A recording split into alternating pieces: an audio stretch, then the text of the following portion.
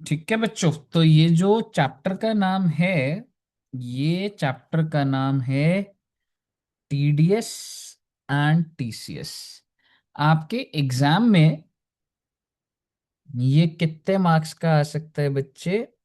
4 marks का। ठीक है जी। तो आइए, जैसे तुमने इनकम टैक्स में टीडीएस पढ़ा है ना, और टीसीएस, तो ये वो नहीं है, ये जीएसटी वाला है। ठीक है। तो मैं तुम्हें एक बार एक ब्रीफ देता हूं कि ये एग्जैक्टली exactly है क्या बच्चे। ठीक है।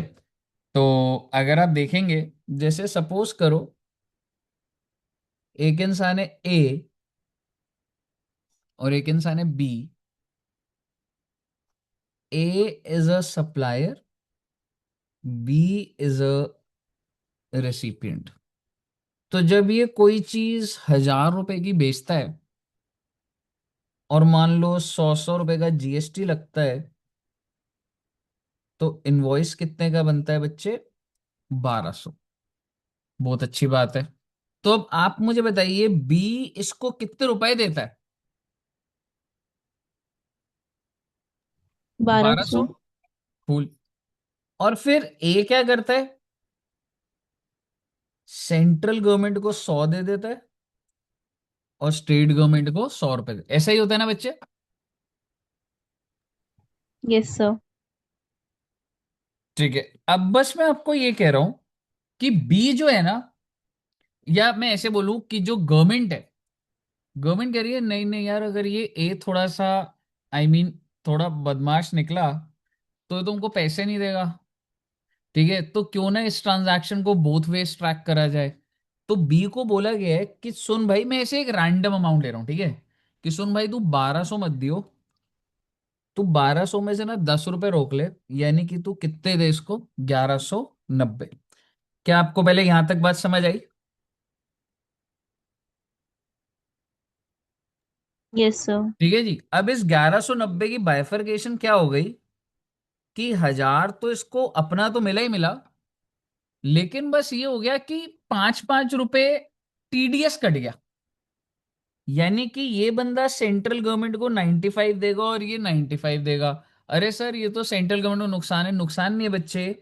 मिस्टर बी जो है वो टीडीएस जमा करेगा, सेंट्रल गवर्नमेंट के पास 5 और स्टेट गवर्नमेंट के पास 5। तो ले दे के पैसा तो 100-100 रुपए ही जमा हुआ है, लेकिन बस रेसिपिएंट ने अलग से जमा करा। ठीक है। और इसने अलग करा। अब आप बोलोगे सर इससे क्या ही फर्क पड़ गया, मैं आपको बताता हूं। क्या अगर मैं दोनों पार्टीज के ऊपर ऑब्लिगेशन डाल दूंगा तो मैं कह सकता हूं it will ensure better compliance in terms की ए भी डर के रहेगा? कैसा होगा या नहीं होगा?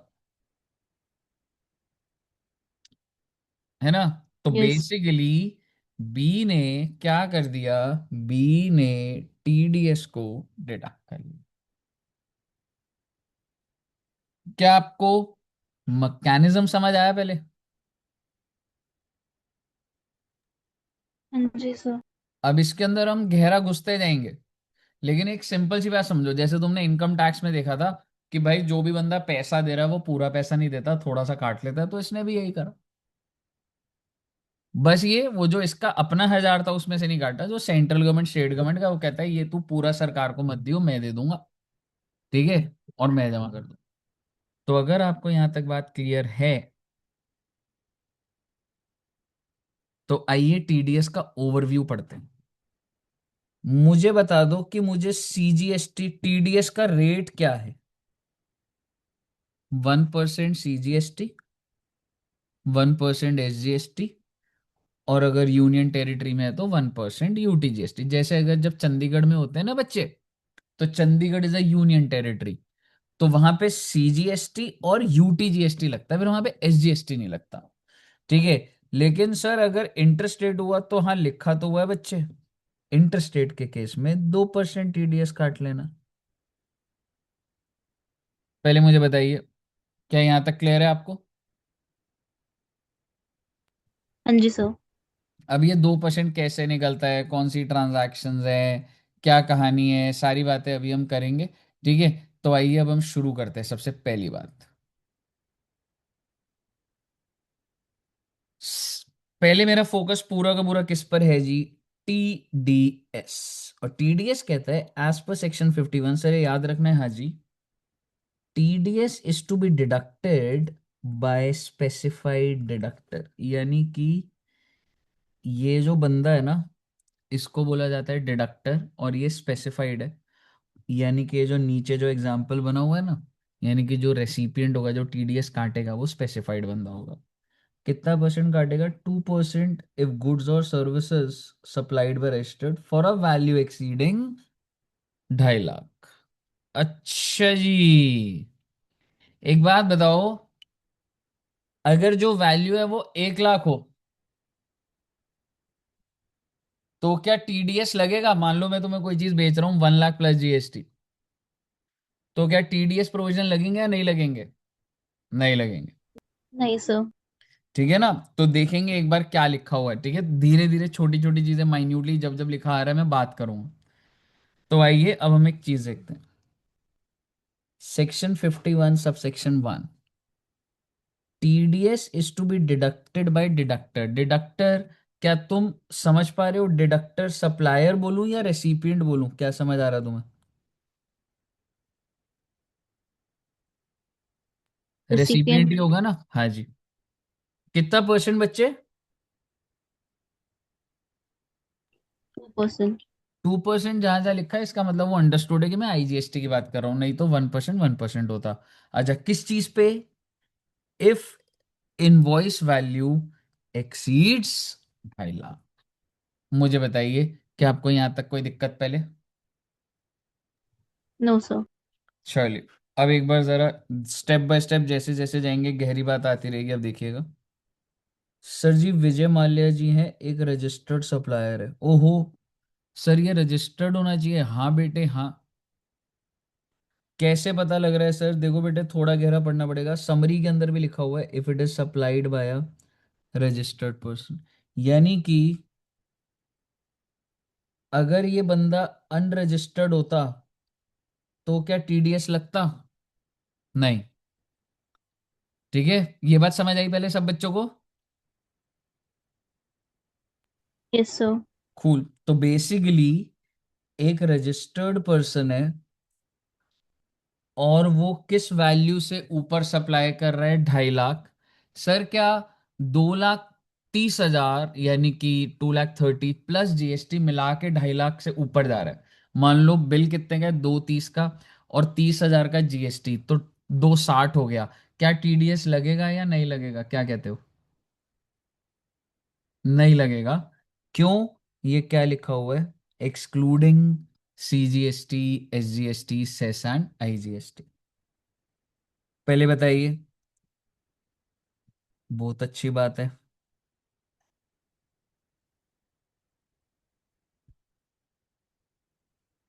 आगे देखना। अंडर अ कॉन्ट्रैक्ट, ओहो, बेटे हमारा कॉन्ट्रैक्ट हो रखा है कि मैं आपको 6 लाख की सर्विस दूंगा। ध्यान से सुनिएगा। मैंने आपको बोला भाई वाइट वॉश कर देगा, आपने बोला हाँ जी कर देंगे। मैंने कहा पूरा का पूरी बिल्डिंग करनी है, आपने कहा हाँ जी कर देंगे। मैंने कितने में करेगा? मैं 6 लाख में।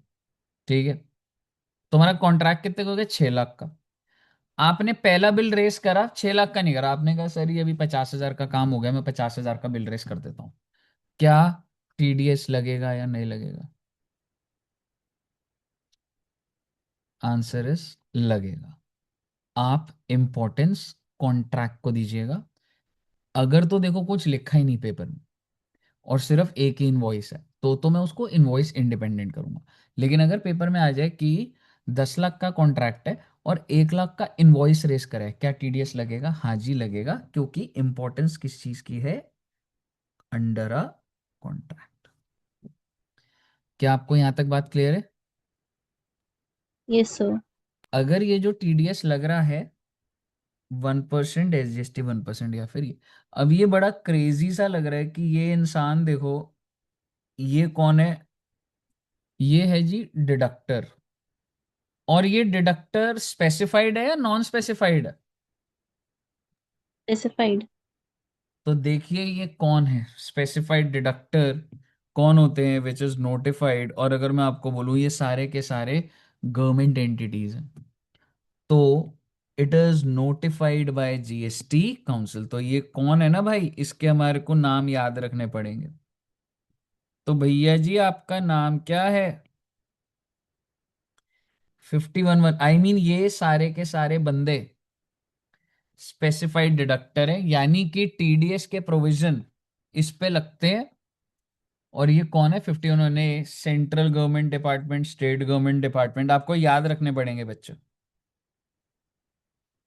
Central government department, state government department, establishment, prescribed authorities of ministry of defence. जब आप अभी पढ़ेंगे, अपना बुक खोलेंगे तो उसमें लिखा होगा excluding ministry of defence but including prescribed authorities. हमें प्रिस्क्राइब्ड के अंदर नहीं जाना। हम जब अभी इसको रीड करेंगे, तो आप जब मॉड्यूल में रीड करोगे तो बोलेगा other than defence but prescribed authorities of ministry of defence. तो याद करने की बात है। देन क्या कह रहा है, लोकल अथॉरिटीज। देन क्या कह रहा है, government agencies. Then such person notified by central government. और जब भी ऐसा लिखा होता है ना बच्चे, such person notified by central government bracket में जीएसटी काउंसिल, तो उसकी लंबी लाइन होती है such person notified by central government in consultation with GST council. बहुत अच्छी बात है। और वो क्या बोल रहा है, अगर कोई अथॉरिटी और बोर्ड सेटअप बाय या एस्टैब्लिश बाय एनी गवर्नमेंट और बाय एक्ट ऑफ पार्लियामेंट और स्टेट लेजिस्लेचर जिसमें 51% से ज्यादा पार्टिसिपेशन सेंट्रल गवर्नमेंट का हो या स्टेट गवर्नमेंट का हो। ठीक है। दूसरा, society establish by central government और local authority. Then public sector undertaking. और आखिरी वाला थोड़ा सा यूनिक है, any registered person receiving metal scrap. यानी कि ये कोई एक ऐसा इंसान है, ये मेटल स्क्रैप खरीद रहा है। क्यों मेटल स्क्रैप, छोड़ो ना, इंडस्ट्री स्पेसिफिक बात है। ये बंदा इसको बेच रहा है मेटल स्क्रैप। पर क्या ये बंदा गवर्नमेंट का है? नहीं। पर बेटे ये वाला तो नहीं लिखा ना कि ये वाला गवर्नमेंट का ही होना चाहिए।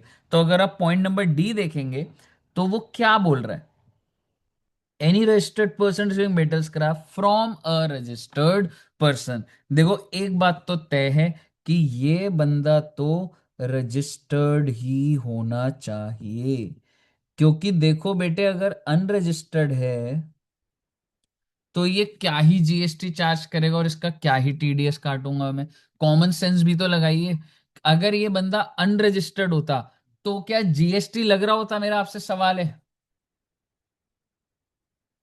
अगर इसकी छोटी सी दुकान होती, ठीक है, और इसने एक 3 लाख की बिलिंग करी होती।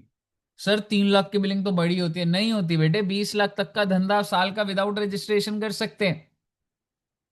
आप सब बोलते रहते हैं एडू जंक्शन रजिस्टर्ड क्यों नहीं है, रजिस्टर्ड क्यों नहीं है। आज सुन लीजिए, क्योंकि हम लोगों का turnover within the limits है, we are not liable for registration. कहिए ज्यादा ही होगा 20 तो। बच्चे, हम लोगों का turnover to be very specific approximately 17 lakh है annually.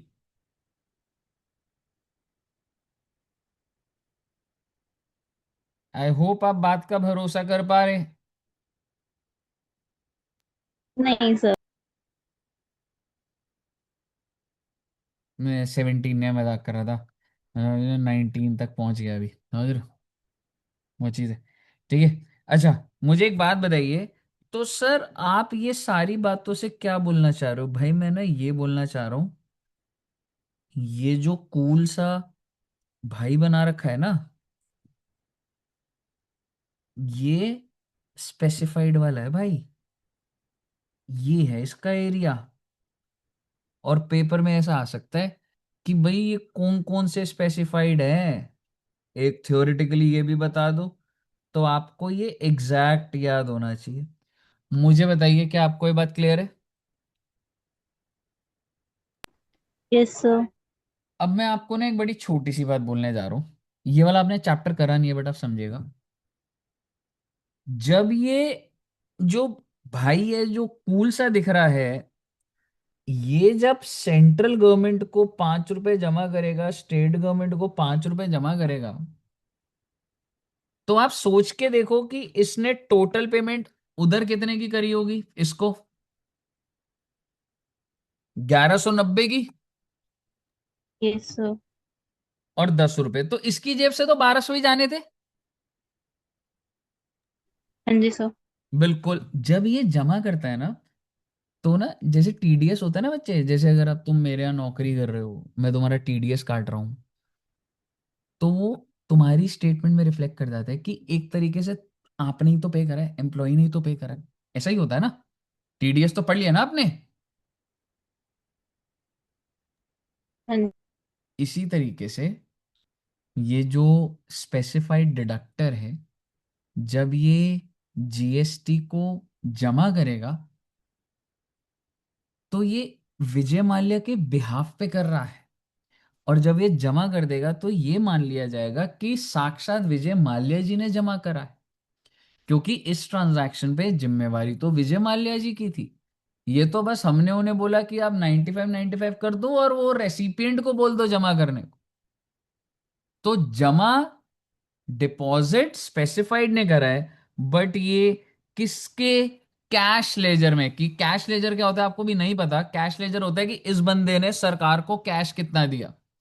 So the TDS so deducted. आप छोटे बच्चे हो, थोड़ा सा डिटेल लिख देता हूं। सो डिडक्टेड किसने डिडक्ट करा होगा? By specified deductor will be reflected in cash ledger of deductee.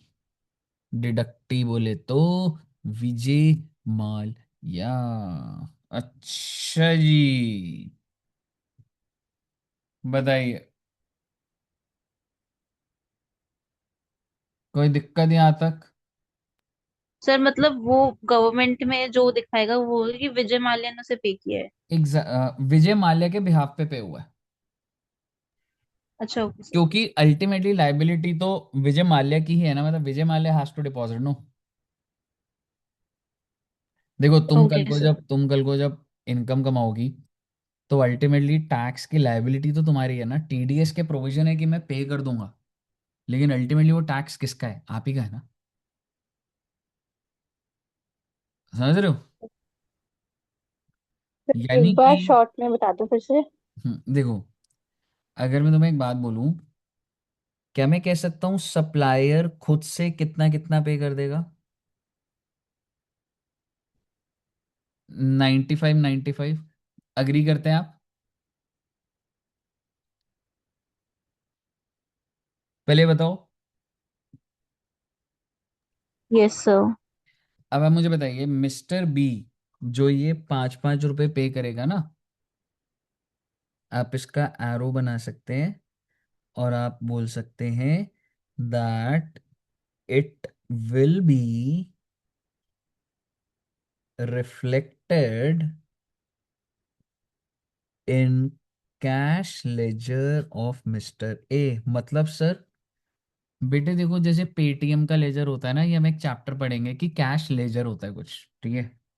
उससे ज्यादा डिटेल तुमको जानने की भी जरूरत नहीं है। तो आप मुझे बताइए, ये जो मिस्टर ए है, इसने सेंट्रल गवर्नमेंट को जो खुद से जमा करे, तो कितने रुपए दिख गए कैश लेजर में? कितना आ गया? सरकार ने बोला अरे वाह इसने कैश जमा करा है। कितना जमा करा? 95। 95। और जब वो भाई ने टीडीएस भी जमा करा ना, वो भी इसके यहाँ पे रिफ्लेक्ट कर जाएगा। सिमिलरली सेंट्रल गवर्नमेंट को कितना कैश दिया? 95। और जो 95। उधर टीडीएस भी जमा हुआ वो भी इसके यहीं पे दिख जाएगा। तो ले दे के ऐसा ही माना जाएगा कि वाह मिस्टर ए वाह, तुम ही ने जमा करा है। हालांकि रियलिटी ये नहीं है। उसके बिहाफ पे 5 5 रुपए तो रेसिपिएंट ने जमा करे, but it will be reflected in S cash ledger. वो लेजर क्या होता है वो आप छोड़िए ना आप, लेकिन ये माना जाएगा कि ए ने ही पे करा है।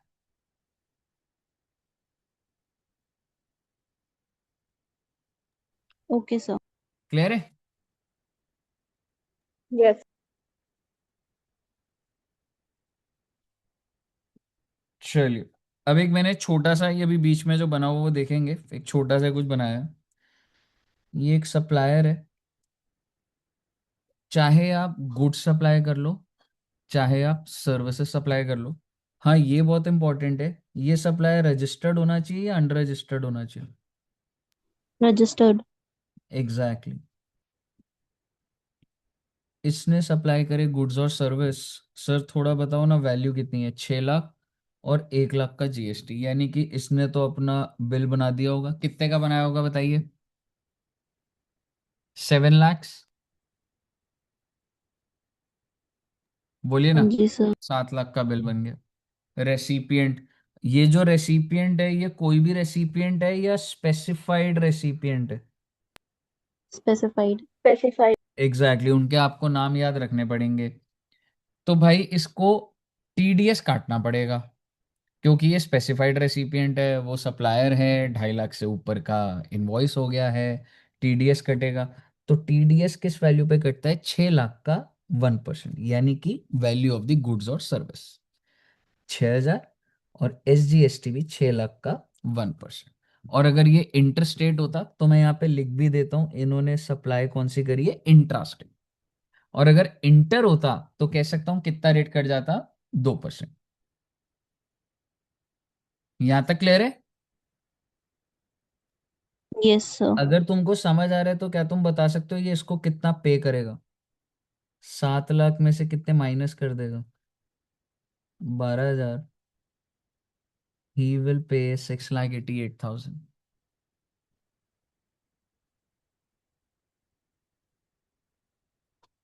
The TDS deposited by the recipient will be reflected in electronic cash ledger. छोड़ो ना बेटे, ये क्या होता है चैप्टर देख लेंगे।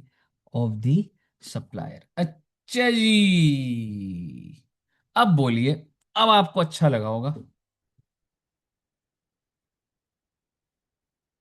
Yes sir. अब मेरा अगला सवाल बेटे, आज ही वो दिन है जब ये ट्रांजैक्शन हुई। अच्छा, आज क्या डेट है बताओ ना। 9th April. 9th। 9th of April 2026।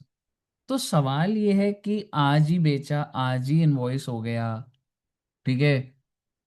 TDS जमा कब करना है ये भैया ने? टीडीएस कब जमा करना है? तो देखिए ना, ऊपर लाइन लिखी तो ही है,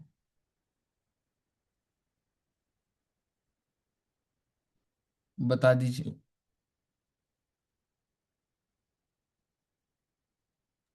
अगले 10th महीने में। को। अगले महीने की कौन सी तारीख? 10th।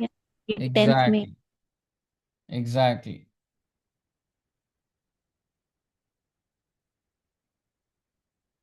क्या आपको छोटी छोटी माइन्यूट बातें समझ आ गई है? Yes sir. Yes sir. कहीं ना कहीं आपको वैल्यू समझ आ गया है, 2.5 लाख से ऊपर होना चाहिए। इंटर है तो 0.5, सॉरी 1%, 1%, और इंटर है तो 2%। 1% किस चीज का हो रहा है? वो वैल्यू ऑफ गुड्स या फिर सर्विसेज है। सप्लायर रजिस्टर्ड ही होना चाहिए, अनरजिस्टर्ड होगा तो जीएसटी नहीं है तो टीडीएस क्यों? और जो भी रेसिपिएंट जमा करेगा अगले महीने की 10 तारीख को जमा करेगा, और वो सप्लायर के कैश लेजर में दिख जाएगा। All clear till here? हाँ जी सर। Yes sir. सरकार कहती है कि कुछ केसेस में टीडीएस काटने की जरूरत नहीं, केसेस ऑफ नो टीडीएस। एक एग्जाम्पल के तौर पे बोलूंगा, स्पेसिफिक है हालांकि जो लिखा हुआ है। अगर एक पीएसयू पीएसयू को सर्विस दे, आप समझ रहे हो, ये जो पीएसयू है ये स्पेसिफाइड रेसिपिएंट था। क्यों? पीएसयू जी। लिखा था यहाँ पे,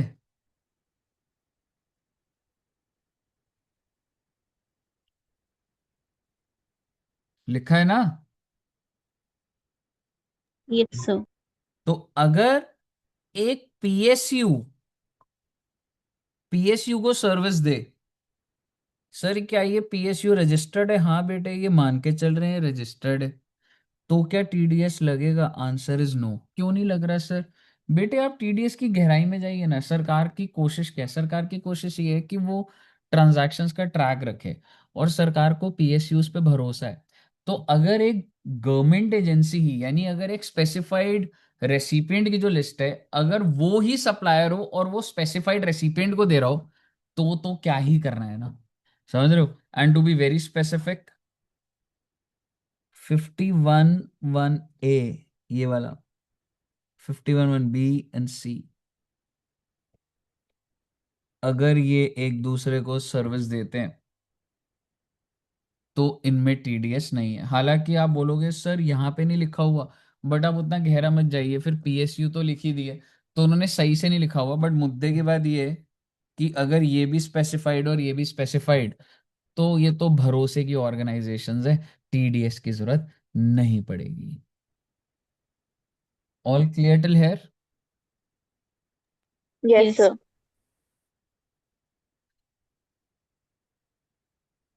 51 सबसेक्शन 4 क्या बोल रहा है भैया, आप ही समझा दीजिएगा। किस चीज के ऊपर है ये?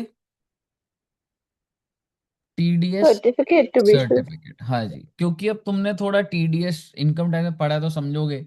जो डिडक्टर है वो प्रूफ करने के लिए मैंने टीडीएस जमा कर दिया, वो एक सर्टिफिकेट होगा, तो वो सर्टिफिकेट भी इशू करेगा।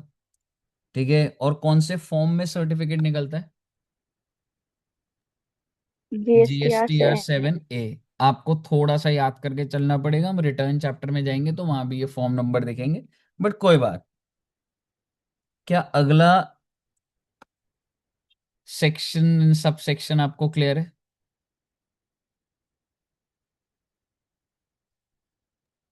क्या यस। बोल रहा है 51(5) क्या बोल रहा है? वही कि कैश लेजर में शो होगा। Exactly. Tax, it will be reflected in the cash ledger of deduct, क्या लिखूं, डिडक्टर या डिडक्टी? डिडक्टी। Exactly exactly. अगर डिडक्टर ने टाइमली टीडीएस जमा नहीं करा तो इंटरेस्ट लगेगा अंडर सेक्शन 50 है जी।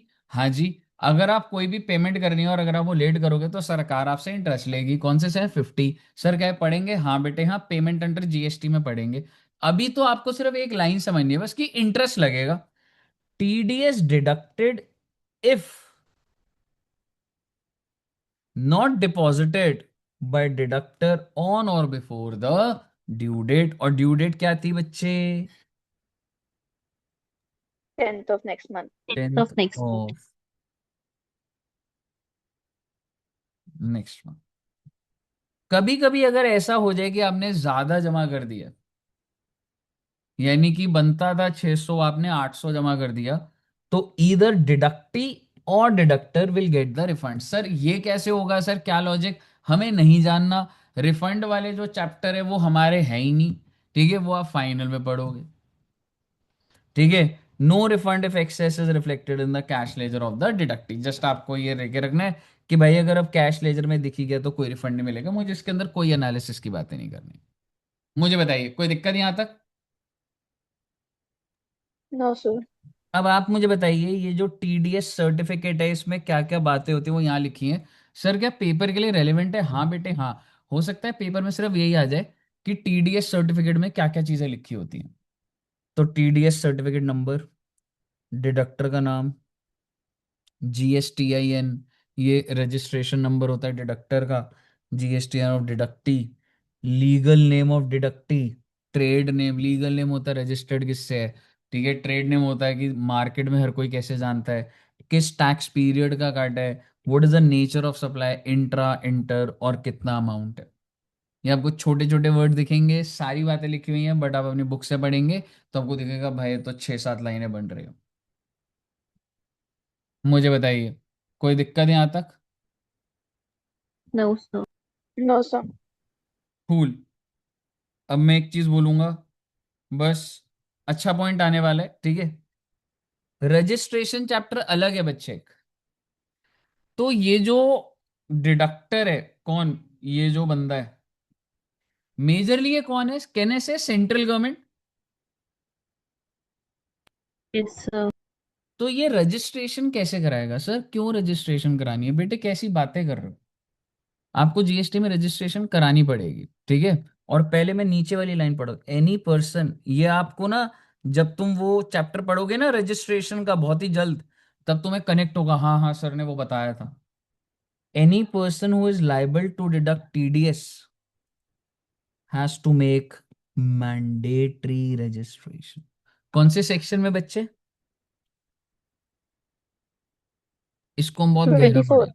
24। इसको बहुत गहरा पढ़ेंगे, आपको कुछ भी नहीं पता इसके बारे में अभी।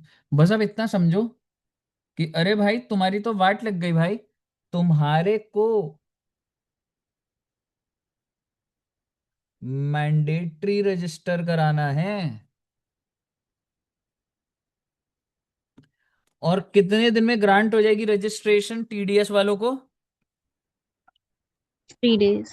जनरली ना 7 डेज होती है, हम रजिस्ट्रेशन में पढ़ेंगे, बट टीडीएस वालों को 3 days. If a person is not liable to deduct TDS, if a person is not liable, ठीक है, वाई?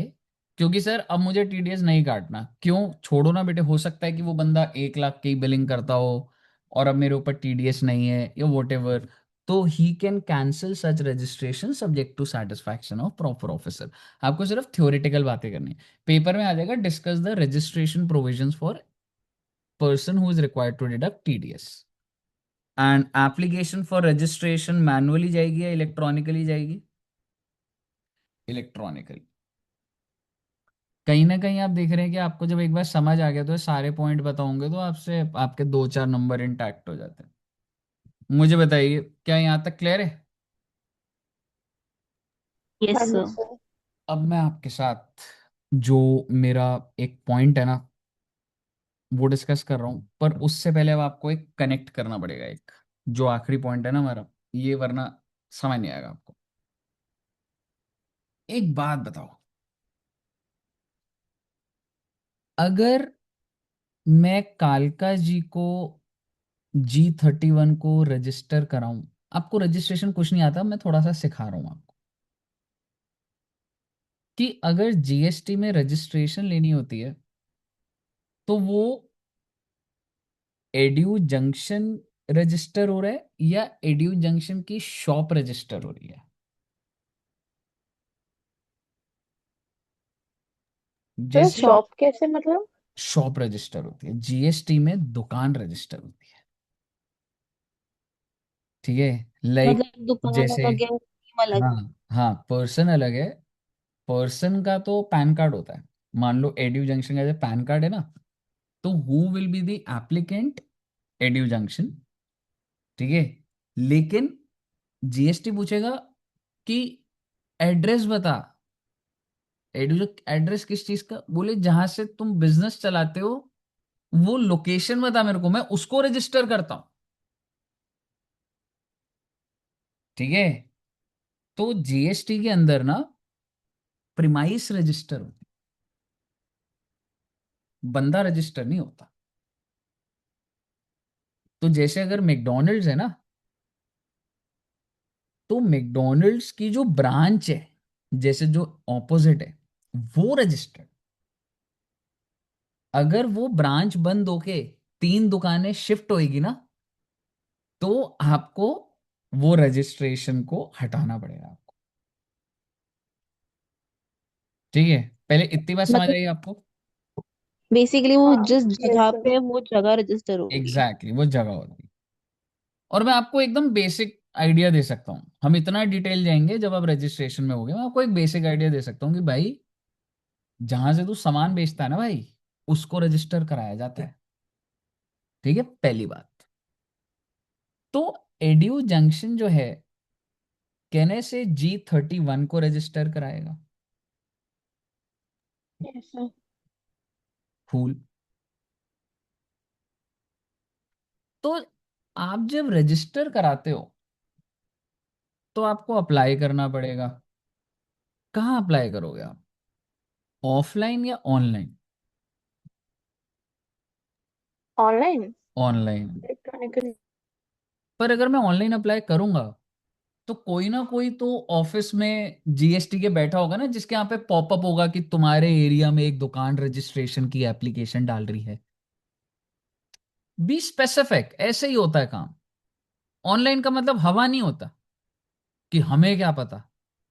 यानी कि जब मैं रजिस्ट्रेशन के लिए डालूंगा तो कोई ना कोई ऑफिस तो होगा ना, जिसका वो एरिया होगा जीएसटी वालों का, कि कालका जी की रजिस्ट्रेशन हम देखते हैं।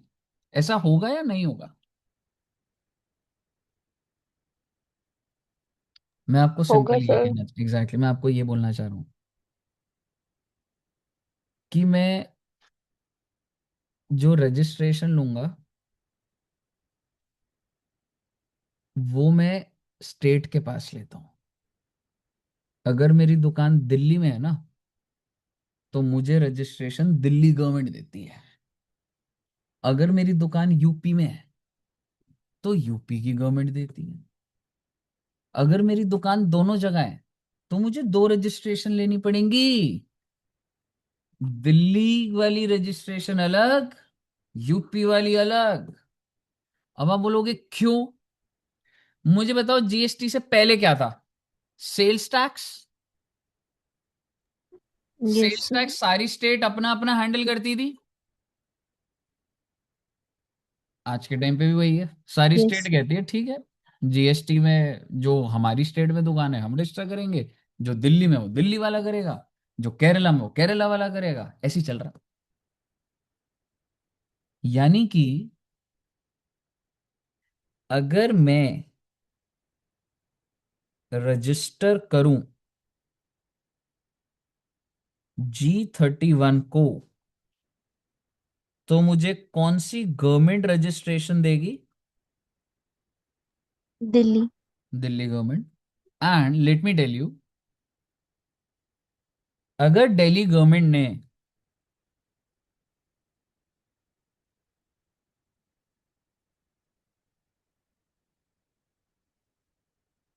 रजिस्ट्रेशन दे दी तो ये माना जाता है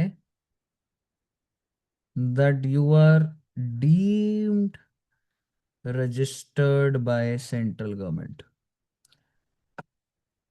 मतलब सर, सिर्फ और सिर्फ स्टेट जीएसटी ले रही है या सेंटर भी ले रही है?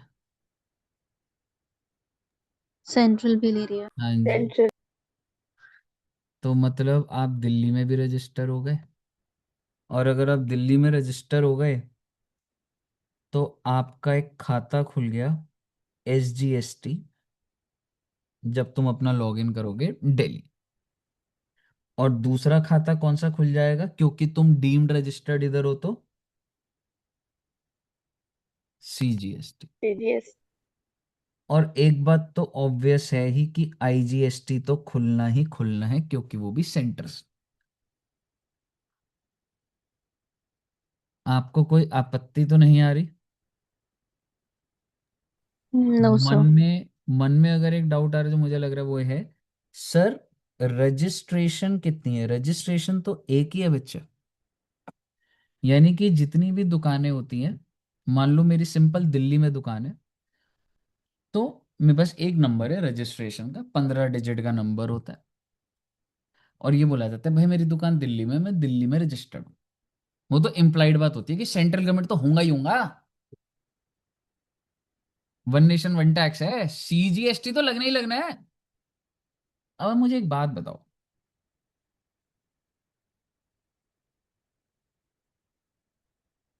जो एड्यू जंक्शन है उसका कोऑर्डिनेशन कौन सी गवर्नमेंट के साथ हो गया ये? मेरी दिल्ली में दुकान कह सकता हूं with the Delhi government and with the central central. Government. Central government. Good. अगर कोई इंसान मुझे, तो इसका मतलब मैं पे भी किसको करता हूँ? दिल्ली दो और सेंट्रल को। एग्जैक्टली exactly, क्योंकि आप सोचो जब मैं अपनी दुकान से बेचूंगा, अगर तो इंट्रा स्टेट है तो SGST और CGST, और अगर इंटर स्टेट है तो क्या होगा बच्चे? आईजीएसटी। मेरे को कोई गुजरात की सरकार से तो कोई बातें नहीं करनी ना। नहीं सर। कूल। इसका मतलब जो दुकानदार यूपी का है, वो यूपी की सरकार की टेंशन लेगा कि उसे यूपी को देना है और सेंट्रल को देना है। सेंट्रल से तो सभी का मेल है, लेकिन मेरी दुकान दिल्ली में, मेरे को दिल्ली स्टेट से मतलब है भाई। ये बात आप कनेक्ट हो रही है? हाँ सर। चलिए अब आप एक बात समझिए,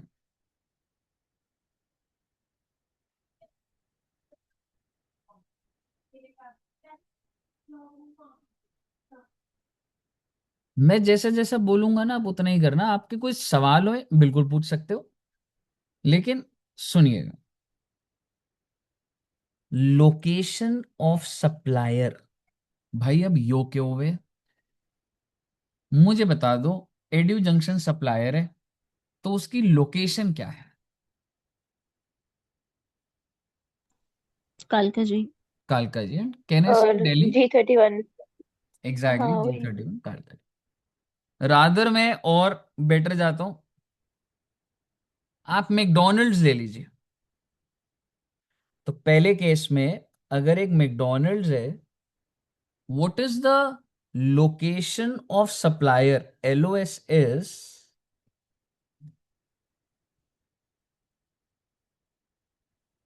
लोकेशन ऑफ सप्लायर। देसी शब्दों में बोला जाता है कि दुकान किधर है।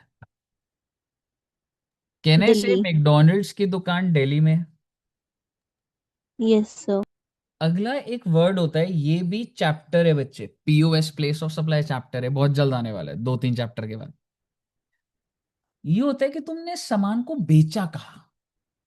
मतलब सर, मैकडोनल्ड्स ने, तुम्हारे हिसाब से तुम गए, तुमने मैकडोनल्ड्स का बर्गर वहीं बैठ के खाया, तो उसने बेचा कहाँ? कह सकता हूँ दिल्ली में ही बेचा ना। हाँ हाँ जी सर। सर। एग्जैक्टली तो सिंपल रखेंगे ना। प्लेस ऑफ सप्लाई होता है जिधर मैंने बेचा। आपको थोड़ा अजीब लगेगा, बट प्लीज थोड़ा पेशेंस रखिएगा, समझ आएगा। तो ना, रेसिपिएंट किधर का उससे मुझे कोई फर्क नहीं पड़ता। मेरे को ये फर्क पड़ता है कि मैकडोनल्ड्स की दुकान कहाँ है? दिल्ली में। और उसने बेचा कहाँ? दिल्ली में। कौन ऑर्डर कर रहा है इससे मुझे कोई मतलब नहीं है। आप नेपाल से आए हो, आप मेरे मैकडोनल्ड्स के आउटलेट पे खा रहे हो, मैंने कहाँ बेचा आप मुझे इतना बता दो। दिल्ली में बेचा ना मैंने। Yes sir. ठीक है। तो इस सप्लाई को क्या बोला जाता है? इंट्रा। इंटा। क्योंकि दुकानदार भी दिल्ली का, सामान जो बेचा, प्लेस ऑफ सप्लाई का मतलब वेयर आई हैव सोल्ड, वो भी Delhi. Intra. registration of recipient and to be very specific, let me tell you specified receipt। भाई यो बंदा भी तो रजिस्टर्ड होगा कहीं में। Yes sir. और ये किधर का है? दिल्ली का। दिल्ली का। और आप मुझे बता दो, अगर इसकी वैल्यू एक्सीड हो रही है 2.5 लाख की, क्या ये भाई को TDS काटना है या नहीं काटना है?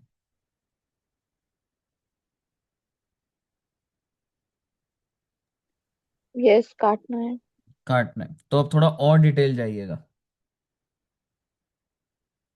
तो TDS काटना है इसको, तो TDS काट के किसको देगा? सरकार के नाम बताओ। सेंट्रल और स्टेट। एग्जैक्टली exactly, स्टेट का नाम बताइए, कौन सी स्टेट?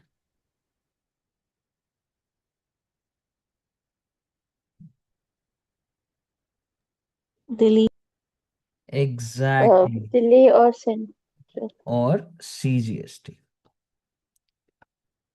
क्यों? यही है ना? क्या आपको पहला केस समझ आया?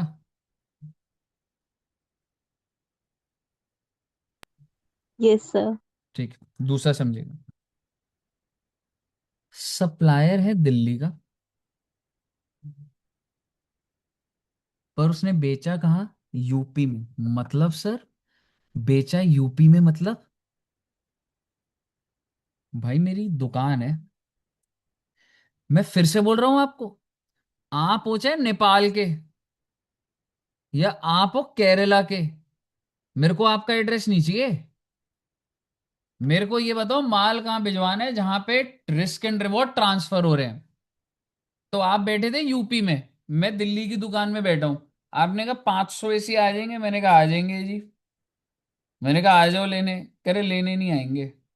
मैं कहा एड्रेस लिखवा दो। आपने यूपी का एड्रेस दे दिया। अब तुम बस मुझे ये बताओ कि सप्लायर किधर है? दिल्ली। दिल्ली में। मैंने बेचा कहाँ? यूपी। यूपी में। Exactly, because the destination of the goods, या जहां रिस्क एंड रिवॉर्ड ट्रांसफर हो रहे हैं, जहां पे सेल कंक्लूड हो रही है, फाइनल हो रही है, वो यूपी है। क्या आप इस बात को अग्री करते हैं? Yes sir. Yes sir. इस सप्लाई को मैं क्या बोलूंगा? इंटर। इंटरस्टेट। एंटर। क्योंकि if the location of supply, ये याद करना पड़ेगा, अब मैं स्पेसिफिक जा रहा हूं। If the location of supplier and place of supply are in same state, it is called intrastate. And if location of supplier and place of supply are in different state, it is called interstate. तो because it is two different state कहने से interstate हो गया। Yes sir. Yes sir. और ये बंदा, ये जो रजिस्टर्ड जो ऑर्डर दे रहा था, वो किधर का था? दिल्ली का। दिल्ली का। अब मुझे बताओ, अगर ये 6 लाख का ऑर्डर था तो टीडीएस लगेगा क्या? Yes sir. यस, क्योंकि सर स्पेसिफाइड रेसिपिएंट है, 6 लाख से ऊपर है, टीडीएस लगना है। तो अब की बार टीडीएस जो लगेगा, तो यस लिखा हुआ है, कौन सा लगेगा? IGST. And I am registered, मतलब मेरी दुकान दिल्ली में है। तो ये तीन, उसकी तो जमा पूंजी तो मैं कर ही लेता हूं ना। आइए अगले में आते। अब मैं थोड़ा सा तेज चलूंगा। दिल्ली का सब, location of supply Delhi, place of supply UP कहने से this is interstate. Yes sir. और जो बंदे ने ऑर्डर दिया, जो रजिस्टर्ड, वो कहाँ का है? गुजरात का। क्या टीडीएस काटेगा वो? हाँ जी काटेगा, बिल्कुल काटेगा। कौन सा टीडीएस काटेगा? आईजीएस। आईजीएसटी। अगला बहुत इंटरेस्टिंग है। दिल्ली एंड दिल्ली, ओहो, इंट्रा। पर जिस बंदे ने ऑर्डर करा है, जो बंदा रजिस्टर्ड है, वो कौन सी दुकान, उसकी दुकान किधर है बेटे? गुजरात। गुजरात। अब बताइए, गुजरात वाला को अगर मैं बोलूं तेरे को टीडीएस जमा करना है, गुजरात वाले ने बोला कर देंगे। किसको करना है? दिल्ली गवर्नमेंट को। आप समझो, ये जो ट्रांजैक्शन हुई, ये इंट्रा स्टेट है। यानी कि टैक्स का पैसा किसके पास जाना चाहिए? दिल्ली गवर्नमेंट के पास। और दिल्ली का दिल्ली में यस ही है सर। ना? हाँ। ठीक है। मैं गुजरात वाले को बोल रहा हूं, सुन, तू स्पेसिफाइड रेसिपिएंट है, ये इंट्रा स्टेट सप्लाई है, तो बिल में तो सीजीएसटी और एसजीएसटी लगा है। CGST centre, SGST Delhi. तो तेरे को टीडीएस काटना है, कह रहा लो जी काट लिया। मैंने कहा जमा करना है, कह रहा जमा किससे करूं, मैं तो गुजरात का दुकानदार हूं, मैं तो गुजरात की रजिस्ट्रेशन के एंगल से चल रहा हूं, मेरे पास तो दिल्ली का कोई अकाउंट ही नहीं है जमा करने का, क्योंकि मेरे पास तो कोई लाइसेंस ही नहीं है। उसी तरीके से जैसे मैं समझाया था, एड्यू जंक्शन का लेना देना किससे है बेटे? दिल्ली से है, और सेंटर से। तो गुजरात वाले का क्या दो से होगा, गुजरात से और सेंटर से, ये कैसे जमा करेगा ये? तो इस केस में टीडीएस के प्रोविजन नहीं है, क्योंकि अगर मैं गुजरात वाले को बोलूंगा कि तेरे को क्या जमा करना है, एसजीएसटी और सीजीएसटी, क्या गुजरात वाले के पास दिल्ली गवर्नमेंट का वो लाइन है पेमेंट करने का? नहीं।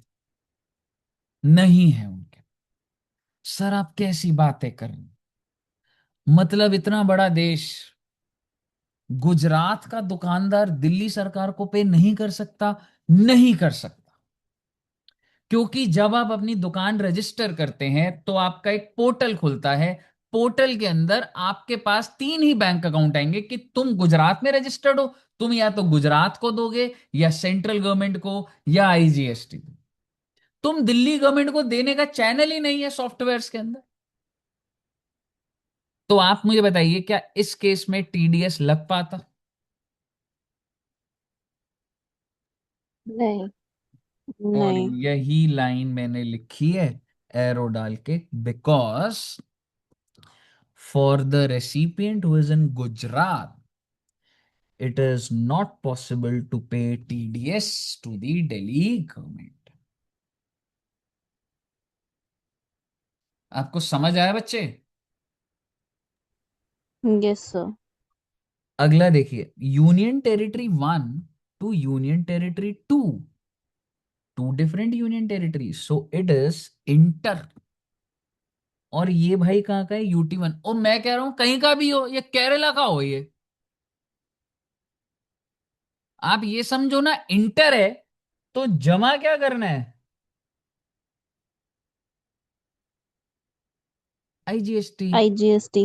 और आईजीएसटी तो सभी का खाता होता है, तो टीडीएस के प्रोविजंस होंगे। समझ रहे हो? Yes sir.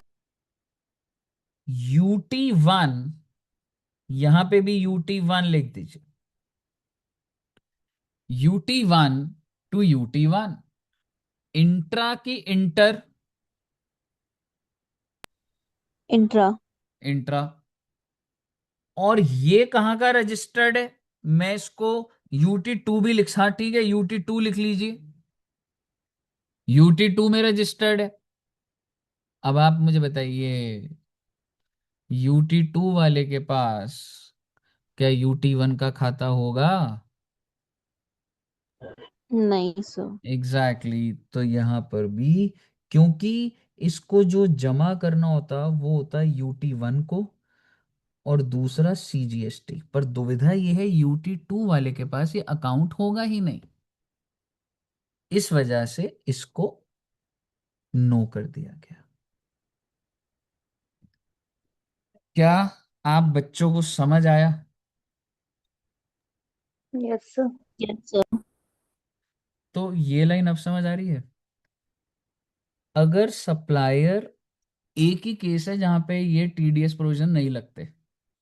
Supplier and place of supply are in same state, but recipient is in different. क्योंकि देखो, अगर ये दोनों सेम स्टेट में हो गए ना, तो क्या हो जाता है, वो इंट्रा हो जाता है।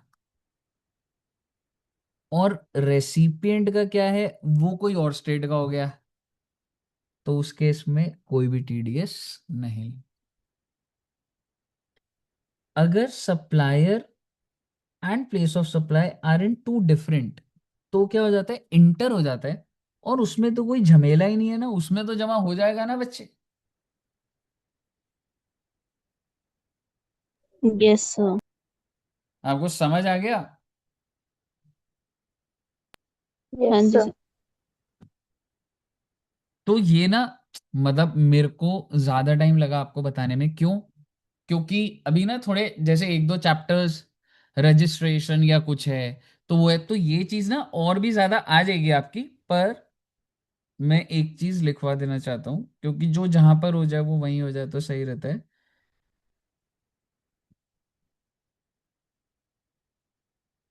वैसे मैं तुम्हें लिखवाया भी हुआ है इंट्रोडक्शन में, एक बार इंट्रोडक्शन में चेक करोगे। सप्लाई या तो इंट्रा है या इंटर है। और इंट्रा को लिखवाया होगा, if location of supplier and place of supply are in same state. और वरना वो है, लिखा भी होगा, पर मेरे हिसाब से मैं यहाँ लिखवा भी देता हूँ आपको दोबारा। हाँ जी सर, लिखा है। लिखा हुआ है ना? बट फिर भी, यस सर। फिर भी मैं एक बार, क्योंकि अब और अभी ना, प्लेस ऑफ सप्लाई ना अपने में अलग चैप्टर है। अगर मैं एरोप्लेन में बैठ के खाना खा रहा हूं तो मतलब उसने मुझे कब बेचा, मैं इतनी डिटेल पे चला जाऊंगा।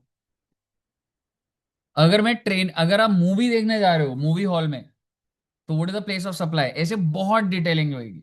ठीक है। तो सप्लाई या तो इंट्रास्टेट होती है या तो इंटरस्टेट होती है।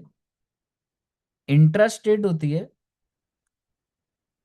Location of supplier and place of supply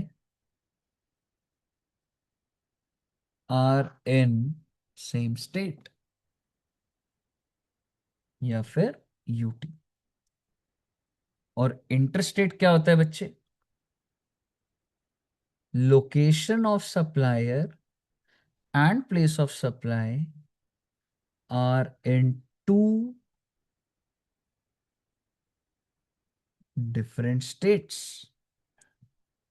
यहां पर क्या लगता है? CGST and SGST. और यहां पर लगता है सिर्फ और सिर्फ आईजीएसटी। सेट है कहानी? Yes sir. अगर आपको ये कहानी सेट है ना, तो टीसीएस तो बहुत ही छोटा सा है। तो आइए जरा हिम्मत करते हैं और टीसीएस को भी खत्म करते हैं। टीडीएस इतना ही था बच्चे। ठीक है। अब तुम पढ़ोगे तो टीडीएस सारा डन हो जाएगा। आइए टीसीएस पे आते हैं। टीसीएस बहुत जल्दी समझ आ जाएगा।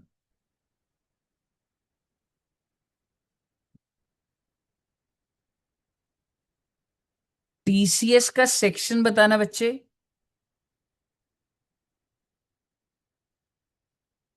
52। 52। और इसका रेट अभी याद कर लो, 0.25 सीजीएसटी, 0.25 एसजीएसटी, यूटीजीएसटी 0.25, और अगर इंटरेस्ट रेट हुआ तो 0.50। उधर कितना था अभी टीडीएस में, कितना था बच्चे? 1%। 1% वन सर। 1%। ठीक है। और उनका 2%। बिल्कुल। अब बड़े प्यार से सुनिएगा। आप सभी बच्चे amazon से कपड़े मंगवाते? Yes sir. तो आप कौन सी ऐप खोलते हैं? सीधा अमेजोन। amazon। amazon पे जो कपड़े होते हैं वो amazon के ही होते हैं, या वो एडिडास, जारा, प्यूमा, हाँ, अलग नाइकी, अलग शॉप्स की। अलग अलग होते हैं? इसका मतलब amazon इज अ प्लेटफॉर्म जिस पर बहुत सारे सप्लायर्स अपने प्रोडक्ट डिस्प्ले कर रहे हैं, सो दैट बायर उसको खरीद सके। ऐसा ही है ना? Yes yes. मैम। तो amazon को बोला जाता है ई कॉमर्स ऑपरेटर। amazon को, ये जो मैंने लिखा है ईसीओ, इसकी फुल फॉर्म होती है ई कॉमर्स ऑपरेटर। बहुत बढ़िया बात है जी। And how this system works, let me tell you. TCS क्या होता है आपको अपने आप समझ आ जाएगा, डोंट वरी। जैसे डी कैथलॉन है, क्या amazon पे डी कैथलॉन के प्रोडक्ट्स भी होते हैं?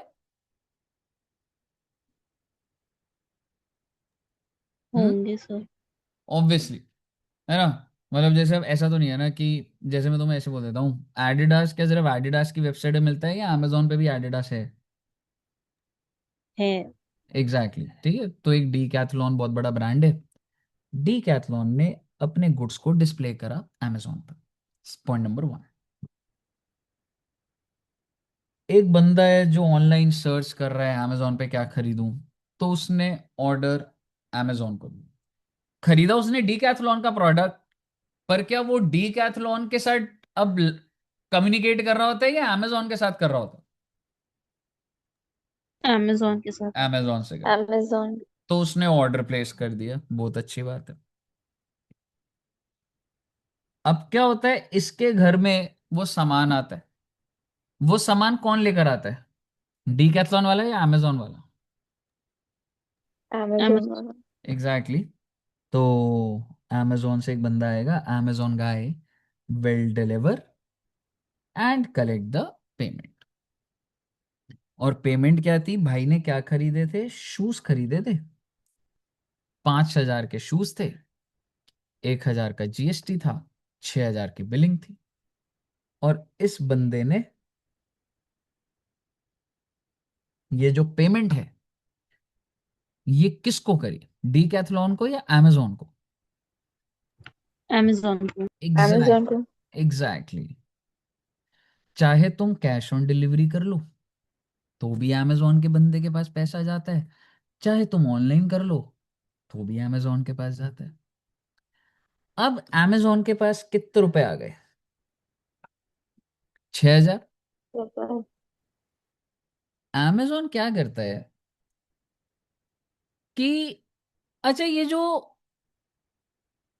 1,000 का जीएसटी है, ये जो बिल होता है, बिल, इनवॉइस, ये ये कौन इशू करता है?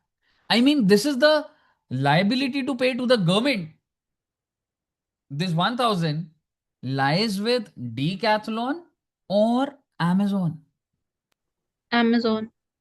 Answer is in few cases Amazon, in few cases Decathlon. Decathlon is a very big brand, वो खुद जमा करेगा, खुद जमा करेगा वो।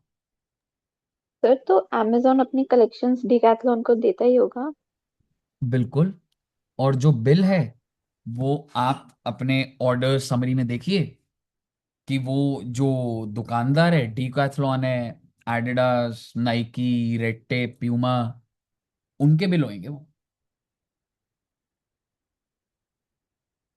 हाँ, मतलब ब्रांडिंग अमेजोन अमेजोन की लगी होती है, पर जो मेन जो बिल बिल जो होता अमेजोन है। क्यों नहीं करेगा? हाँ। वो एक्चुअल कंपनी के नाम पे हाँ। ठीक है। क्यों? क्योंकि डीकैथलॉनिस्ट यार, अमेजोन वाला तंग हो जाएगा यार। सोच के देखो, भारत देश में एक ब्रांड है, मैं उसे बोलूं कि इतनी बड़ी बड़ी ब्रांड्स है जो सामान बेच रही है, तू कंप्लायंस कर जीएसटी का, सोच के देखो। जितनी देर में हमने बातें करी है, उतनी देर में कितने करोड़ों का धंधा हो जाता है अमेजोन पे। Do you think it's logical कि मैं अमेजोन के ऊपर बर्डन डाल दूं? नहीं। Exactly exactly. लेकिन ओला, उबर, जो ड्राइवर हैं, छोटे छोटे प्लम्बर, कारपेंटर, जो अर्बन क्लैब से आते हैं, उनके ऊपर डालूं या ओला उबर वालों पे डाल दूं? वो ऑल ओवर पे डाल सकते हैं। Exactly, that's the point. Rapido, वो भी सब ई कॉमर्स ऑपरेटर्स हैं, बट वो जो सप्लायर है वो इतना छोटा है, मैं उसको क्या पकड़ूंगा? तो वहां पे मैं इन लोगों पे डालता हूँ। बट अभी मैं बड़ी बात कर रहा हूं आपसे, और ये सारी बातें लिखी बहुत स्पेसिफिक हैं चीजें। ठीक है? तो आप मुझे बताइए, इसने इसको दिए 6,000। अब amazon क्या करता है बच्चे?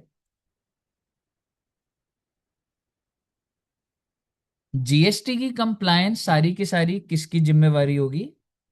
डिकैथलॉन। बट सरकार कहती है amazon सुनो ना,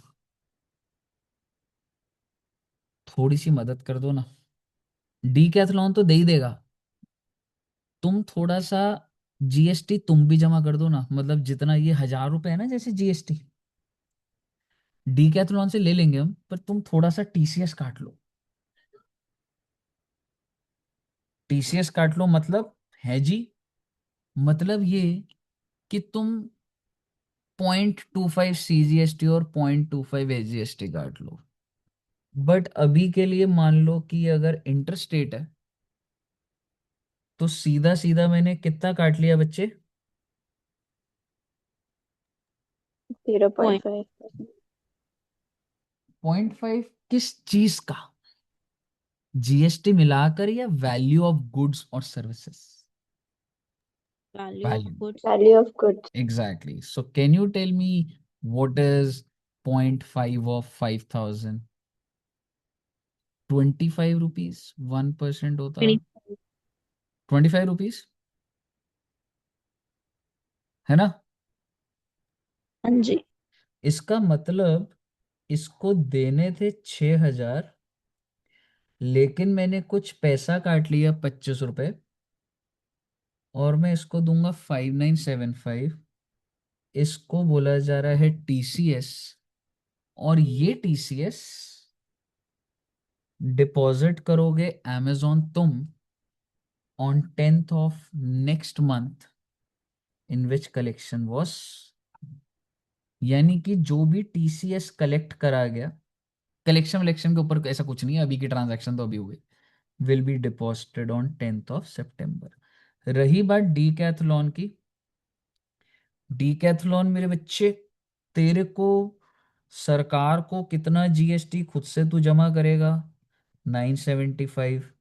तेरे बिहाफ पे amazon जब कर देगा तो 25 रुपए तेरा दिखने लग जाएगा।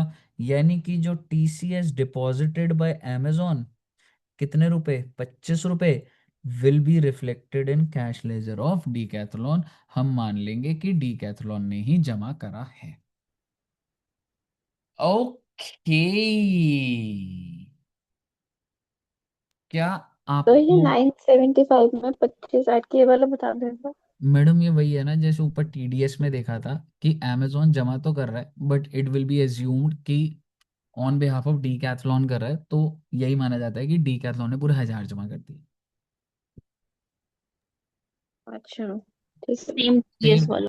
सेम वैसे ही जैसे टीडीएस में था, जमा amazon कर रहा है, क्रेडिट उधर उसको मिल जाएगा कि तूने जमा करे। अब आपको लगेगा सर इसमें amazon पे क्या बचा, बेटे वो इनकी अलग सेपरेट बिलिंग होती है, ठीक है, कि मेरे इतने कमीशन है, मेरे कुछ है, उस पे जीएसटी, वो सब अलग बात है। मैं आपको एक प्रोडक्ट की मूवमेंट दिखा रहा था पहले। पहले मुझे बताइए क्या यहाँ तक क्लियर है? Yes sir. TCS is to be collected, ये बड़ा अच्छा पॉइंट है, पॉइंट्स इससे पेपर में भी आ जाता है। और नेट सप्लाई, एक बात बताओ, amazon पे डी कैथलॉन का कितने रुपए का ऑर्डर होता होगा महीने का, ऐसी एक रफ गेस। अच्छा खासा अमाउंट होता होगा। वेरी गुड, अच्छा खासा अमाउंट, भाई अमाउंट ही पूछ रहा था मैं। तो पूरे महीने का मतलब फिर लाइक काफी ज्यादा पीपल होता आर होगा। Scrolling, buying products on amazon, buying decathlon products, 10 crore मान लूं, हो हम्म। सकता है। तो 10 करोड़ खरीदते होंगे तो कुछ 1 करोड़ की वापसी भी हो जाती होगी कि अरे बेकार प्रोडक्ट आ गया यार। You have the option to return the product, no, है ना? हाँ। तो पूरे महीने में, अप्रैल के महीने में 10 करोड़ की सेल हुई, 1 करोड़ की रिटर्न हुई, क्या मैं कह सकता हूँ सारा अमेजोन के थ्रू ही होगा?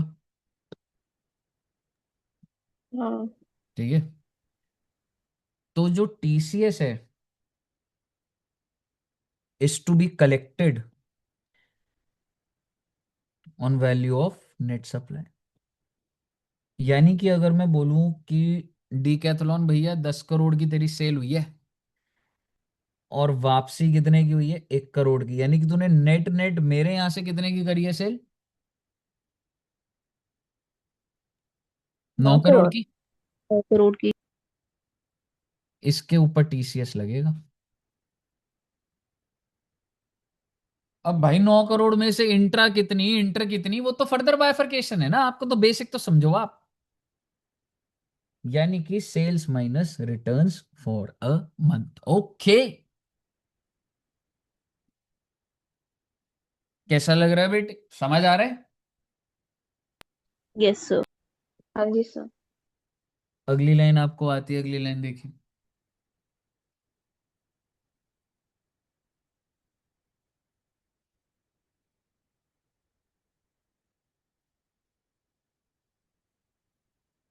टीसीएस का रेट मैंने जीएसटी जोड़ के लगाया था, हटा के लगाया था? हटाकर। एग्जैक्टली, हटा के। 5,000 पे लगाया था। अब वो बात आएगी कि sir TCS is not to be collected on notified services, why, you know why? यानी कि कुछ सर्विसेज पे टीसीएस नहीं है because ECO is liable for GST on such service. हैं जी? हाँ जी। यानी कि कुछ गुड्स की बात नहीं कर रहा, सर्विसेज की बात कर रहा हूं जिन पे टीसीएस नहीं है। क्यों नहीं होगा? क्योंकि उसमें होली एंड सोली जिम्मेवारी ही ईसीओ की होती है। तो जब आगे वाले के ऊपर जीएसटी की लायबिलिटी ही नहीं है, तो टीसीएस काट के क्या कर लोगे? Is it making sense?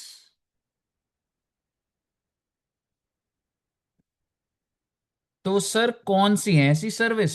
तो ना ये पॉइंट के बाद ना ये एरो यहां ऐसे आना चाहिए।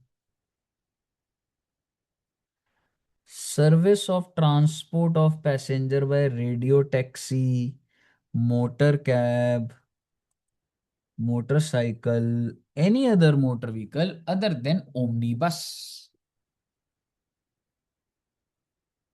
क्योंकि ये जो सर्विस है ना पैसेंजर की, इस पे आप मुझे बताओ, वो जो ड्राइवर है मैं उसकी लायबिलिटी बनाऊं या मैं ईसीओ की बनाऊं? Who is a bigger person? Easy. और ईसीओ जब तेरे ऊपर ही सारी लायबिलिटी है, तो तू टीसीएस क्यों काटेगा भाई? तूने तो आगे जो पैसे देने हैं उसको, जो भी देगा उसको, तो जीएसटी का कोई सिर पैर नहीं पता ना उसको तो। समझ आया बच्चे? Yes sir. अब लगेगा सर ये ओमनी बस, यानी कि इनके ऊपर टीसीएस है। हाँ जी। लेकिन आगे देखिए। स्पेसिफिकली सिर्फ इन्हीं पे? देखो, फिर से बोलो एक बार, क्या डाउट है मैं समझता हूँ। मतलब सिर्फ ओमनी बस इन्हीं पे ही है? हाँ। बाकी और किसी पे नहीं? नहीं, क्योंकि ये ट्रांसपोर्ट सब वाले? बाहर। देखो, रेडियो टैक्सी।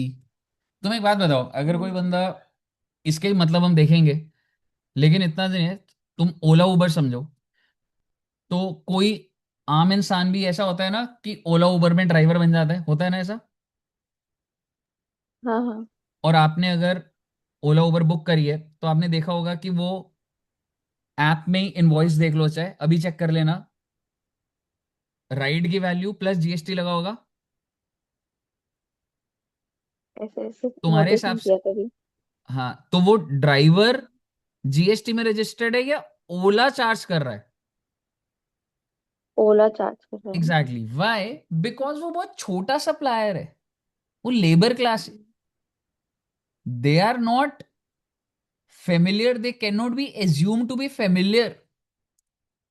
तो जब वो जो मेन सप्लायर है, अगर वो जीएसटी ही नहीं चार्ज कर रहा, तो क्या ये कोई लॉजिक बैठेगा कि ईसीओ, ओला जब तू उसे पैसे देगा ना तो जीएसटी काट लियो थोड़ा सा? कोई लॉजिक बन रहा है इस बात का? लॉजिक ही नहीं।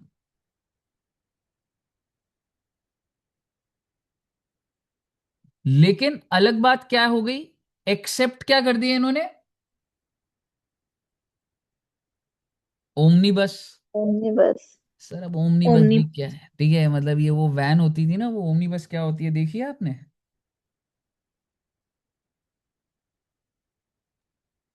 हाँ वही जो स्कूल से लेने आते थे बच्चों को, हाँ। Tourist yes van. Sir. Oh my god, ये तो बहुत ही क्रिएटिव आ गई है। ओमनी बस, अच्छा, ये बसेस, इसको भी बोलते थे ओमनी बस? मुझे लगा वैन होती होगी। वो तो ओमनी, मतलब वो वैन होती थी है ना, ओमनी बस लिखा नहीं हुआ। सर। हाँ।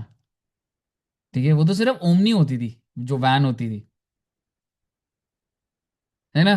तो आप मुझे बताइए, तो ओमनी ये बस। सब अब चलता भी है? हाँ, ओमनी बस ये है। अब मुझे बताओ, अच्छा अच्छा। अब मुझे बताओ, ये जो ओमनी बस है, इसको जीएसटी देना है या ईसीओ देगा? पहला सवाल।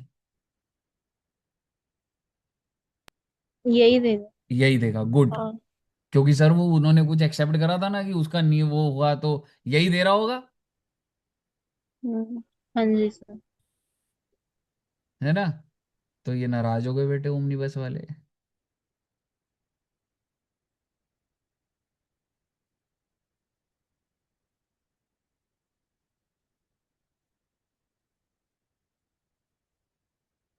फिर अगला पॉइंट आया, supply of transport of passenger by omnibus. अच्छा, इस पॉइंट में बाहर नहीं करा, इसमें कर दिया। लेकिन अगर person supplying such services a company है तो वो बाहर नहीं होगा। यानी कि ओमनी बस अगर कोई इंडिविजुअल चला रहा है तो भाई तू छोटा है, लेकिन अगर ओमनी बस अगर कंपनी चला रही है तो भाई तुम बहुत बड़े हो, और इसका मतलब तुम्हारे पे कंप्लायंस और फिर तुम पे टीसीएस लग जाएगा।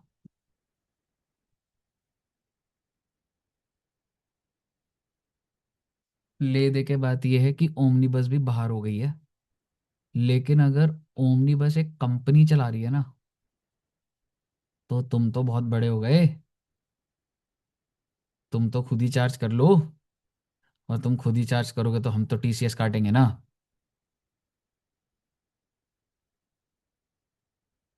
समझ आया आपको? सर ये एक बार बता दो, ये बड़ा कंफ्यूज हो गया। ये थोड़ा सा होता है क्योंकि ये वर्ड्स वो हैं, मैं तुम्हें ऐसे बोलता हूँ। एक चीज समझो कि एक इंसान है छोटा और एक इंसान है बड़ा। तुम्हारे हिसाब से टीसीएस का बताना कि मतलब छोटे और बड़े के, मैं एक बार कुछ लिखता हूँ, आराम से आ जाएगा समझ, कोई ऐसा वो नहीं है, समझ रहे हो? ये बोलता हूँ मैं।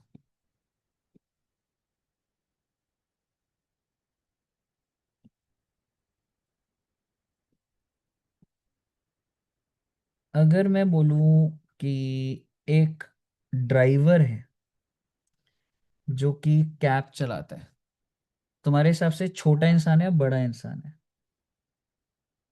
छोटा इंसान है। वही छोटा। हम्म। ठीक है, थोड़ी सी जगह चाहिए मुझे, एक मिनट रुकना। ठीक है, एक ड्राइवर है और वो कैब चलाता है, तो ये क्या इंसान हो गया? छोटा इंसान। छोटा इंसान हो गया तो आपके हिसाब से जीएसटी चार्ज कौन करेगा, ये ड्राइवर या ईसीओ? ईसीयू। ईसीयू। ईसीओ। तो तुम्हारे हिसाब से टीसीएस होना चाहिए या नहीं होना चाहिए? ईसीयू चार्ज करे तो नहीं होना चाहिए। नहीं होगा फिर तो। जब, हाँ, नहीं होगा ना भाई, जब सारा का ठीक है सारा, सर ने। जब छोटा बंदे की जीएसटी के बस की नहीं है तो उसके बिहाफ पे क्या जमा करूंगा मैं? जब कंप्लायंस ही पूरा ईसीओ के ऊपर है। ये लाइन आपको पहले समझ आनी चाहिए, पहले नहीं तो।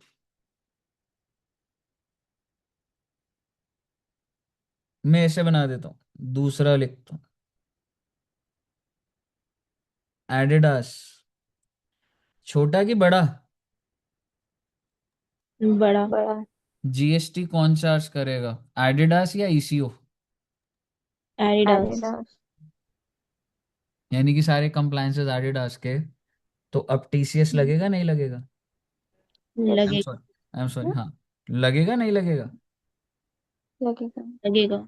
लगेगा। समझ आया? Yes sir. आइए अगला देखते हैं।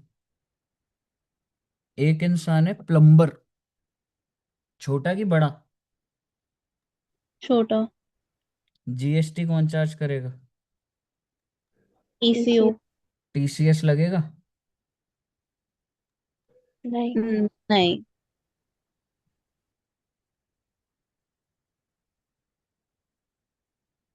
एक रेस्टोरेंट है और मैं आपको कह रहा हूं कि ये छोटा है।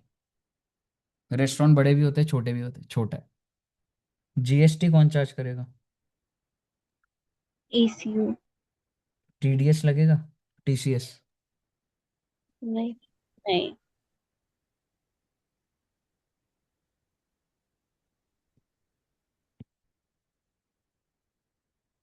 ओला, उबर ड्राइवर,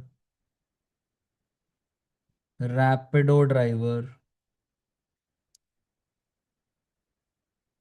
पोर्टर ड्राइवर, छोटा या बड़ा?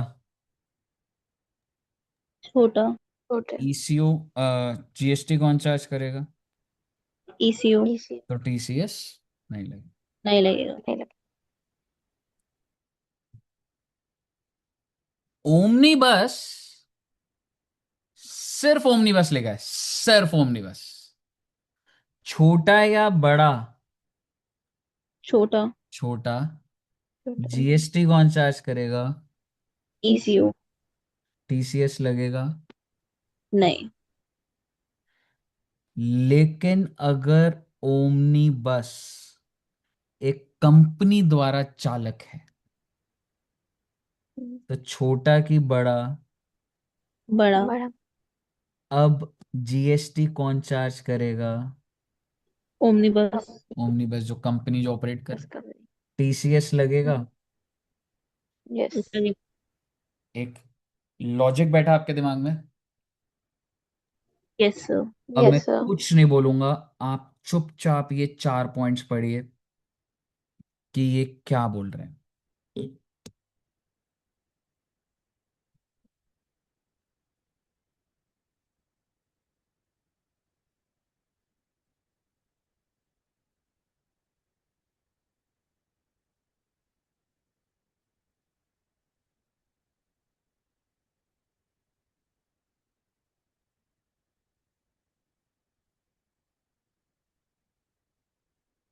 वो ये कहने चाह रहा है इन केसेस में टीसीएस नहीं है। हालांकि कुछ एक्सेप्शंस अपने आप लिखी हुई हैं, पर वो ये बोलना चाह रहा है इन केसेस में टीसीएस नहीं है। यानी कि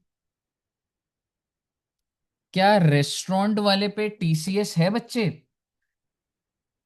नहीं है। नहीं है। लेकिन अगर रेस्टोरेंट वाला कहाँ लोकेटेड हो?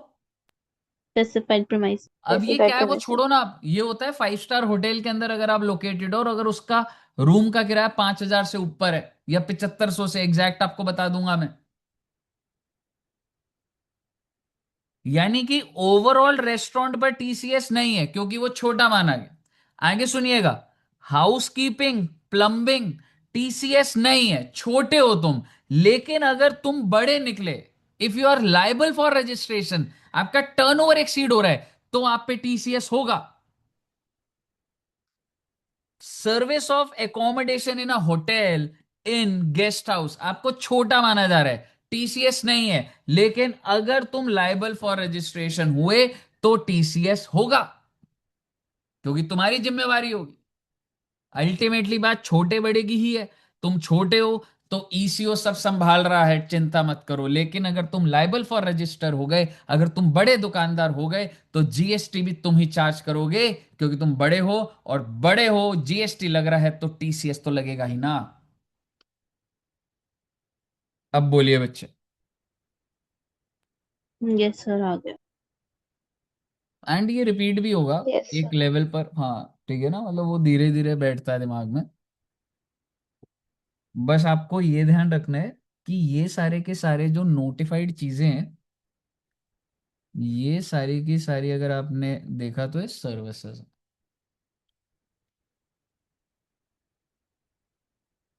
कोई दिक्कत?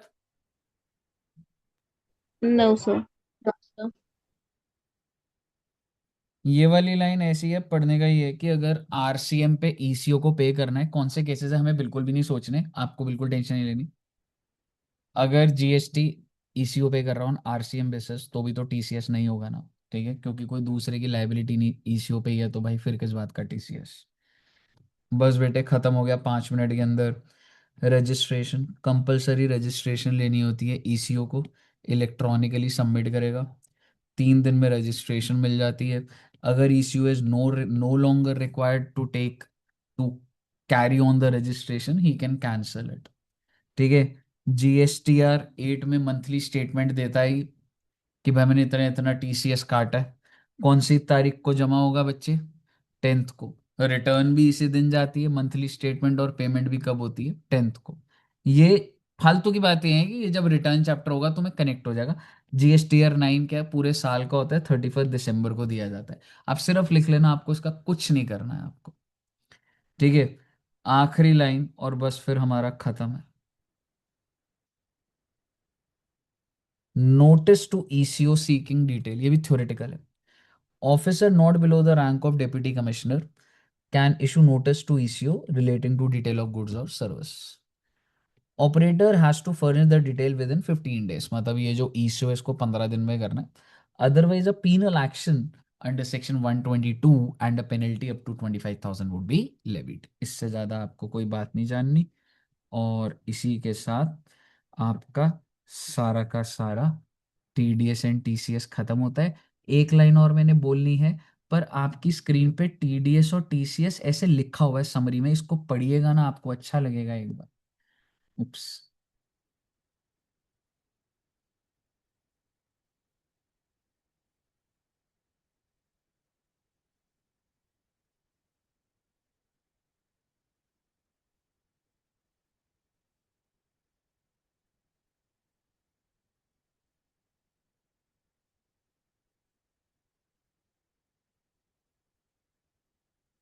पढ़ लिया।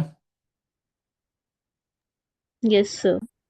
एक आखिरी बात पूछूंगा और इसी के साथ नमस्ते हो जाएगा। क्या आप मुझे ईसीओ के नाम बता सकते हैं कुछ कुछ जो आप फेमिलियर है? amazon, ये फ्लिपकार्ट।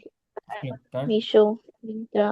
मीशो, मिंत्रा, हम्म, स्नैपडील, स्नैपडील भी होता था ना एक। हाँ जी सर। पहले होता था, अब पता हाँ। नहीं। मेक माई ट्रिप, हाँ, हाँ। बुक माई शो, ये जोमेटो स्विगी ये सब है। जोमेटो, स्विगी, बिल्कुल रेस्टोरेंट सर्विस उसी से ही होता है। Now I am hmm, asking, आप बताना ये इश्यू है क्या? डोमिनोज। वो तो नहीं, कंपनी ना, कंपनी। तो हाँ। Answer is Domino's is an eco. Adidas is an ECO. Decathlon is an ECO. Oh my God. जो भी इंसान वेबसाइट पे अपना प्रोडक्ट बेचता है या ऐप पर बेचता है उसको ईसीओ बोला जाता है।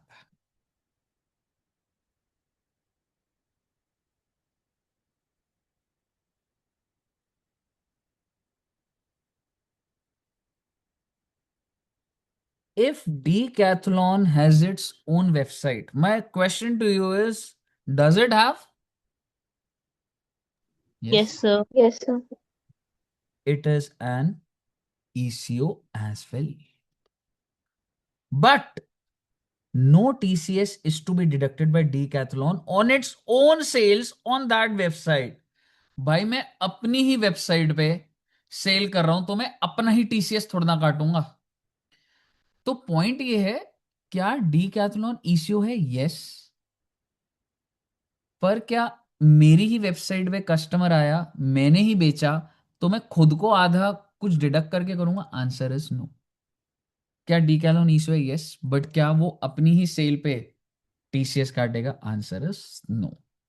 But TCS will be deducted from the sale of its product through Amazon, etc. Oh my God. क्या आपको अभी यहां तक क्लियर है? यस सर, बेसिकली जो ऑपरेटर अपने प्रोडक्ट के अलावा दूसरे के प्रोडक्ट बेच। Exactly, exactly. और इसी के साथ आपका पूरा का पूरा टीडीएस एंड टीसीएस ओवर हो गया। कहिए बेटे कैसी रही?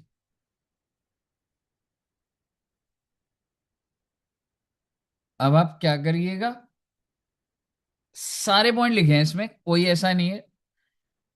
नोट लिख लेना इसको, मॉड्यूल से सिर्फ रीड कर लेना, कुछ मन कर रहा हो तो डाल लेना, नहीं तो सारे क्वेश्चन इसके टीडीएस टीसीएस के देखोगे तो हो जाएगा। क्लियर है बच्चे? सर आप फाइल भेज दो ये वाली अभी। हाँ जी।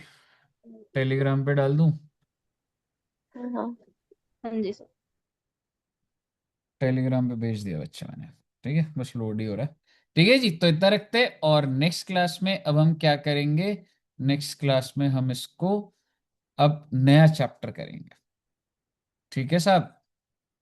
सर ऐसे छोटे छोटे चैप्टर्स कितने ओके हैं? सर।